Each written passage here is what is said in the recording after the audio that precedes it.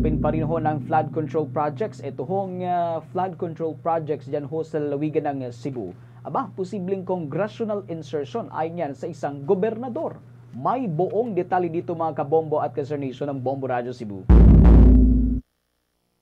Binigyang linaw ni Cebu Provincial Governor Pamela Baricuatro na ang mga flood control projects na pinapatupad sa lalawigan ay hindi koordinasyon sa pamamalaang panlalawigan, ngunit posibleng congressional insertions lamang sa ilalim ng mga pambansang programa. Ito ang sinabi ni Baricuatro na walang mga flood control projects sa lalawigan, ngunit ito ay mga pambansang programa. Base sa records ng Department of Public Works and Highways, ang lalawigan ng Cebu ay nagpatupad ng 141 na flood control projects at pangalawa sa pinakamarami sa buong bansa kahit pa man hindi ito kabilang sa top 10 na flood-prone provinces ayon sa datos na inilabas ng Presidential Communications Office. Gayon pa man suportado ng gobernadora ang posibleng investigasyon para matukoy kung sino ang nangungurakot sa mga pondo. Ang kanyang pahayag ay naging tugon sa anunsyo ni Pangulong Ferdinand Marcos Jr. noong Agosto 11 na nag-highlight mga natuklasan sa mga pangunahing proyekto sa pagkontrol sa baha sa buong bansa.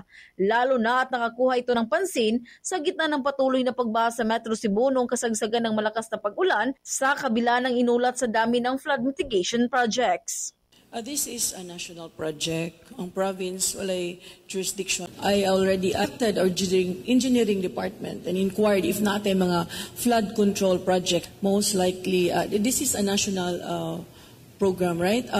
Most likely this is a congressional insertion. Well, if there's an investigation, then so be it, But definitely we welcome any investigation. Mula rito sa lungsod lawigan ng Cebu, Bombo Jonah Cañati para sa Bombo Radio Philippines, the #1 and most trusted source of news and information, Basta Radio, Bombo. For the most trusted source of news and information, visit our website at www.bomboradio.com. Follow us on Bombo Radio mobile app, Facebook, YouTube, TikTok, and X, formerly Twitter.